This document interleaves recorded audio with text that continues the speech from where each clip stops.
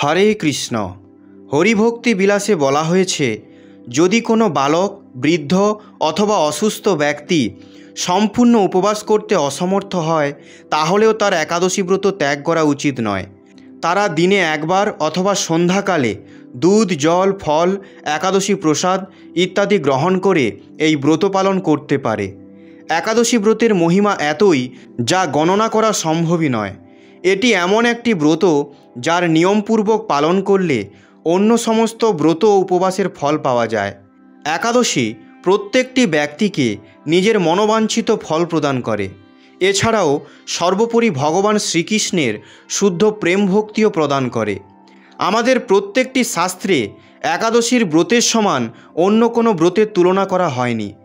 একাদশী ব্রত কলিযুগে তপস্যার জন্য পালন করা হয়।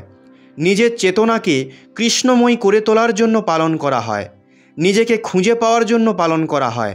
জীবনের পরম উদ্দেশ্য প্রাপ্ত করার জন্য পালন করা হয়। এমনকি আর কিছুদিনের মধ্যেই আন্তর্জাতিক যোগ দিবস আসতে চলেছে। সংস্কৃতে যোগ কথাটি যুজ ধাতু থেকে এসেছে, যার অর্থ হল যোগদান। আর যোগের অর্থ হল পরমেশ্বর ভগবান শ্রীকৃষ্ণের সঙ্গে নিজের সম্পর্ক খুঁজে বার করা, ভগবানের সাথে নিজের সম্পর্ককে দৃঢ় করে তোলা। একেই যোগ বলে।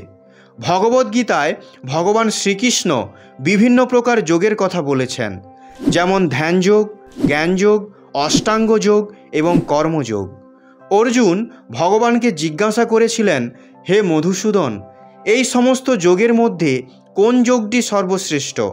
তখন ভগবান শ্রীকৃষ্ণ অর্জুনকে বললেন, হে কৌন্তেয়, যে সমস্ত ভক্ত আমার শরণাগত হয়ে সর্বদা আমায় চিন্তা করে, আমার প্রেমময়ী সেবা করে, নিজের মধ্যে আমাকে দেখতে পায়, এমনই নিষ্কাম কর্মযোগী শ্রেষ্ঠ। আর এই প্রকার নিষ্কাম কর্মযোগে স্থির হওয়ার জন্য এই একাদশী তিথি প্রতিটি জীবাত্মার জন্য সুবর্ণ সুযোগ। এটি ভক্তির বিশেষ অংশের মধ্যে একটি, যা ভগবান শ্রীকৃষ্ণের প্রতি প্রেম উৎপন্ন করতে সাহায্য করে। একাদশীর ব্রত সম্পূর্ণ শ্রদ্ধা ও নিয়মপূর্বক পালন করলে মানুষের জন্য একটি নতুন জীবনের পথ খুলে যায়। মানুষ তা নিজের আধ্যাত্মিক গন্তব্যের দিকে অগ্রসর হতে পারবে আর জন্ম মৃত্যুর এই ভৌতিক চক্র থেকে মুক্তি পেয়ে যাবে। তো এরকমই পরম কল্যাণকারী একাদশী তিথি এই মাসে আবার আসতে চলেছে। আর এই একাদশীর নাম হলো যোগিনী একাদশী। আষাঢ় মাসের কৃষ্ণপক্ষে আসা এই একাদশী এইবার আসতে চলেছে 22 জুন 2025 রবিবারে। এই ব্রতের পালন করতে হবে, অর্থাৎ 23 জুন 2025 সোমবারে। এই দিন পালন করার সময় থাকবে সকাল 4:53 থেকে সকাল 9:23 পর্যন্ত। একাদশীর দিন ব্রহ্মমুহূর্তের সময় থাকবে ভোর 3:29 থেকে ভোর 4:11 পর্যন্ত। সূর্যোদয় হবে সকাল 4:53। এটি পশ্চিমবঙ্গের সময় অনুযায়ী বলা হয়েছে। এটা সেই দিন যা শ্রদ্ধা ও নিয়মপূর্বক পালন করলে মানুষ অনন্ত সাগরের মতো বিশাল ভবসাগরকে সহজভাবে পার করতে পারবে। ভগবান শ্রীকৃষ্ণ বলেন, এই একাদশী তিথি অত্যন্ত শক্তিশালী ও মঙ্গলময়। 88,000 ব্রাহ্মণদের ভোজন করালে যে পুণ্যফল পাওয়া যায়, সেই ফল এই যোগিনী একাদশী ব্রত পালন করলেই পাওয়া যাবে। শুধু এটাই নয়, যোগিনী একাদশী কোনো ব্যক্তির পাহাড় সমান পাপও নষ্ট করার ক্ষমতা রাখে। একাদশীতে সবথেকে গুরুত্বপূর্ণ যে জিনিসটি করা হয় তা হলো অন্নত্যাগ, হরিনাম জপ, কৃষ্ণ চেতনায় স্থিরতা। আর এই দিন এই 3টি জিনিস কিভাবে প্রাপ্ত করবেন, এর বিধি অত্যন্ত সরল। কিছু কার্যের মাধ্যমে আপনি এই 3টি জিনিস করতে পারবেন। একাদশীর দিন চেষ্টা করবেন অধিক থেকে অধিক হরিনাম জপ করার, মানে হরে কৃষ্ণ কৃষ্ণ কৃষ্ণ হরে হরে, হরে রাম রাম রাম হরে হরে।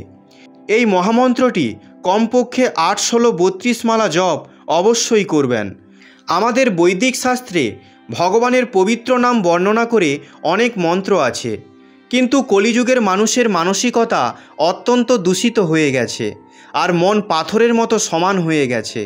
তাই এই মনকে বিনম্র বানানোর জন্য মন্ত্রও শক্তিশালী হওয়া উচিত। তাই শুধু মন্ত্র দিয়ে কাজ চলবে না, আমাদের দরকার মহামন্ত্রের। আর এই কলিযুগের মহামন্ত্র হলো হরে কৃষ্ণ কৃষ্ণ কৃষ্ণ হরে হরে হরে রাম রাম রাম হরে হরে। একাদশীর দিন এই মহামন্ত্র যতটা বেশি পারবেন জপ করুন। আপনি যত বেশি মালা জপ করবেন তত বেশি আপনার মন ভগবানকে নিজের করার জন্য কোমল হয়ে উঠবে। তাই চেষ্টা করবেন একাদশীর দিন ব্রহ্ম মুহূর্তে উঠে নিজের নিত্য দৈনিক কাজ সেরে মঙ্গল আরতি তুলসী পুজো করার পর তুলসী দেবীর সামনে বসে এই হরে কৃষ্ণ মহামন্ত্রের বেশি বেশি জপ করুন। আরেকটি কাজ আমাদের অবশ্যই করতে হবে, তা হলো অন্ন ত্যাগ। একাদশীর দিন কোনো প্রকারের অন্ন গ্রহণ করা যাবে না, কারণ এই দিন সমস্ত পাপ অন্নের মধ্যে প্রবেশ করে। তাই একাদশীর দিন যে ব্যক্তি ডাল, চাল, যব, ভুট্টা ইত্যাদি তৈরি জিনিস খেয়ে নেয় তাহলে তার জীবনে সমস্ত পাপ লেগে যায়। এই কারণে আমরা একাদশীর দিন কোনো প্রকারের অন্ন গ্রহণ করি না। আপনাদের যদি মনে হয় কিছু না খেয়ে অর্থাৎ উপবাস করে সম্পূর্ণ দিন থাকতে পারবেন না, তাহলে আপনারা একাদশীর দিনে দুধ, জল, ফল একাদশী প্রসাদ গ্রহণ করতে পারেন। কিন্তু কোনো পরিস্থিতিতেই কোনো ব্যক্তির এই দিন অন্ন গ্রহণ করা উচিত নয়। এই দিন নিজের মানসিক চেতনাকে শান্ত ও সাত্ত্বিক করে রাখুন। যতটা প্রয়োজনীয় ততটাই কথা বলবেন। টিভি, মোবাইল ইত্যাদি দেখে সময় নষ্ট করবেন না। অত্যাধিক শুয়ে বা ঘুমিয়ে সময় নষ্ট করবেন না। এই দিন কারোর নিন্দা করবেন না, রাগকে নিয়ন্ত্রণে রাখবেন। কোনো বাজে শব্দ ব্যবহার করবেন না।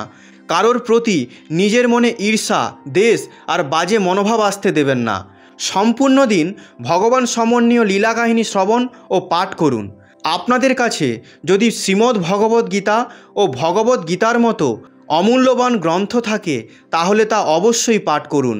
সন্ধ্যার সময় ঘরে দীপক প্রজ্বলন করুন, ভগবানের নাম কীর্তন করুন, আর পরের দিন নির্ধারিত সময়ের মধ্যে এই ব্রতের পালন করুন। এই একাদশী তিথির পালনবিধি জানার জন্য আমাদের এই চ্যানেলটিকে সাবস্ক্রাইব করে রাখুন, কারণ এই চ্যানেলেই আমরা আপনাদের একাদশী তিথিতে কি কি করতে হবে অর্থাৎ এর পালনবিধি কী এই নিয়ে ভিডিও অবশ্যই দেব। প্রিয় ভক্তগণ, বলা হয় যে মানুষ্য সম্পূর্ণ ভক্তি সহকারে এই একাদশী ব্রত পালন করবে আর যে ব্যক্তি এই দিন ভগবান শ্রীহরির যোগিনী একাদশী ব্রত কথা শ্রবণ করবে তার সহস্র পূর্বজন্মের পাপ নষ্ট হয়ে যায়। সে পরম ভগবান শ্রী বিষ্ণুর কৃপা লাভ করতে পারে এবং যে ব্যক্তি ভক্তি সহকারে এই যোগিনী একাদশীর মাহাত্ম্য পাঠ বা শ্রবণ করেন তিনি বৈকুণ্ঠধাম প্রাপ্ত হন। তো চলুন যোগিনী একাদশীর ব্রতের মহিমা কথা জানা যাক। ব্রহ্ম বৈবর্ত পুরাণে আষাঢ় মাসের কৃষ্ণপক্ষের একাদশী ব্রত মাহাত্ম্য যুধিষ্ঠির শ্রীকৃষ্ণ সংবাদরূপে বর্ণিত আছে। যুধিষ্ঠির বললেন, হে বাসুদেব, আষাঢ় মাসের কৃষ্ণপক্ষে একাদশী মাহাত্ম্য কৃপাপূর্বক আমাকে বলুন। শ্রীকৃষ্ণ বললেন, হে মহারাজ, সকল পাপ বিনাশিনী ও মুক্তিপ্রদ এই উত্তম ব্রতের কথা বলছি, আপনি শ্রবণ করুন। আষাঢ় মাসের কৃষ্ণপক্ষে একাদশী যোগিনী নামে খ্যাত। মহাপাপনাশকারী এই তিথি ভবসাগরে পতিত মানুষের উদ্ধার লাভের একমাত্র নৌকাস্বরূপ। ব্রত পালনকারীদের পক্ষে এটি সর্বশ্রেষ্ঠ ব্রত বলে প্রসিদ্ধ। এই প্রসঙ্গে আপনাকে একটি পবিত্র পৌরাণিক কাহিনী বলছি। অলকানগরে শিবভক্ত পরায়ণ কুবের নামে এক রাজা ছিল। তিনি প্রত্যহ শিব পূজা করতেন। তার হেমমালী নামে একজন মালী ছিল। প্রতিদিন শিব পূজার জন্য মানস সরোবর থেকে সে ফুল তুলে যক্ষরাজ কুবেরকে দিত। বিশালাক্ষী নামে হেমমালীর এক পরমা রূপবতী পত্নী ছিল। সে তার সুন্দরী পত্নীর প্রতি অত্যন্ত আসক্ত ছিল। একদিন সে তার স্ত্রীর প্রতি কামাসক্ত হয়ে পড়ল। রাজভবনে যাওয়ার কথাও ভুলে গেল। বেলা 2 প্রহর অতীত হলো। অর্চনের সময় চলে যাচ্ছে দেখে রাজা ক্রুদ্ধ হলেন। মালীর বিলম্বের কারণ অনুসন্ধানে এক দূত প্রেরণ করলেন। দূত এসে রাজাকে বলল, সে গৃহে স্ত্রীর সাথে আনন্দে মত্ত। দূতের কথা শুনে কুবের অত্যন্ত রেগে তখনই মালীকে তার সামনে হাজির করতে আদেশ দিল। এদিকে মালী কুবেরের পূজার সময় অতিবাহিত হয়েছে বুঝতে পেরে অত্যন্ত ভয় পেল। তাই স্নান না করেই সে রাজার কাছে উপস্থিত হলো। তাকে দেখা মাত্র রাজা ক্রোধবশে চোখ রাঙিয়ে বললেন, রে পাপিষ্ট দুরাচার, তুই দেবপূজার পুষ্প আনতে অবজ্ঞা করেছিস, তাই আমি তোকে অভিশাপ দিচ্ছি। তুই শ্বেতকুষ্ঠগ্রস্ত হয়ে যা এবং তোর প্রিয়তমা ভার্যার সাথে তোর চিরবিয়োগ সংগঠিত হোক। রে নীচ, তুই এখনই এই স্থান থেকে ভ্রষ্ট হয়ে অধোগতি লাভ কর। কুবেরের এই অভিশাপে হেমমালী পত্নীর সাথে স্বর্গভ্রষ্ট হয়ে দীর্ঘকাল যাবৎ কুষ্ঠরোগ ভোগ করতে লাগল। রোগের যন্ত্রণায় দিন অথবা রাত্রে কখনোই সে সুখ পেত না। এভাবে শীত গ্রীষ্মে প্রচণ্ড বেদনায় বহু কষ্টে সে জীবনযাপন করতে লাগল। কিন্তু দীর্ঘদিন মহাদেবের অর্চনের ফুল সংগ্রহের স্বীকৃতি ফলে সে শাপগ্রস্ত হয়েও বৈষ্ণব শ্রেষ্ঠ শিবের বিস্মরণ কখনো হয়নি। একদিন হেমমালী ভ্রমণ করতে করতে হিমালয়ে শ্রী মার্কেন্ডেয় ঋষির আশ্রমে উপস্থিত হল। কুষ্ঠরোগে পীড়িত সপত্নী হেমমালীকে দর্শন করে শ্রী মার্কেন্ডেয় তাকে জিজ্ঞাসা করলেন, তুমি কার অভিশাপে এরকম নিন্দনীয় কুষ্ঠরোগগ্রস্ত হয়েছ? সে উত্তর দিল, হে মুনিবর, রাজা ধনকুবেরের আমি ভৃত্য ছিলাম। আমার নাম হেমমালী। আমি প্রত্যহ মানস সরোবর থেকে ফুল তুলে শিব পূজার জন্য রাজাকে দিতাম। কিন্তু দুর্ভাগ্যক্রমে একদিন স্ত্রীর মনোরঞ্জন হেতু কামাসক্ত হওয়ায় সেই ফুল দিতে বিলম্ব হয়। রাজার অভিশাপে এই রকম দুর্দশাগ্রস্ত হয়েছি। পরোপকারী সাধুগণের স্বাভাবিক কর্ম। হে ঋষিশ্রেষ্ঠ, আমি অত্যন্ত অপরাধী। কৃপা করে আমার প্রতি প্রসন্ন হন। তখন দয়ার্দ্র চিত্ত মার্কেন্ডেয় মুনি বললেন, হে মালী, তোমার মঙ্গলের জন্য শুভ ফল প্রদানকারী এক ব্রতের উপদেশ করছি। তুমি আষাঢ় মাসের কৃষ্ণপক্ষের যোগিনী নামক একাদশী ব্রত পালন করো। এই ব্রতের পুণ্য প্রভাবে তুমি অবশ্যই কুষ্ঠব্যাধি থেকে মুক্ত হবে। শ্রীকৃষ্ণ বললেন, ঋষির উপদেশ শ্রবণ করে হেমমালী তাকে প্রণাম জানালো। পরে অত্যন্ত আনন্দে ঋষির আদেশ মতো নিষ্ঠার সঙ্গে যোগিনী একাদশী ব্রত পালন করল। এইভাবে হেমমালী সমস্ত রোগ থেকে মুক্ত হলো ও পত্নীসহ সুখে জীবনযাপন করতে লাগল। হে মহারাজ যুধিষ্ঠির, আমি আপনার কাছে এই ব্রত উপবাসের মহিমা কীর্তন করলাম। এই ব্রত পালনে ৮৮,০০০ ব্রাহ্মণকে ভোজন করানোর ফল লাভ হয়। যে ব্যক্তি এই মহাপাপ বিনাশকারী ও পুণ্যফল প্রদায়ী যোগিনী একাদশীর কথা পাঠ এবং শ্রবণ করে, সে অচিরেই সর্বপাপ থেকে মুক্ত হবে।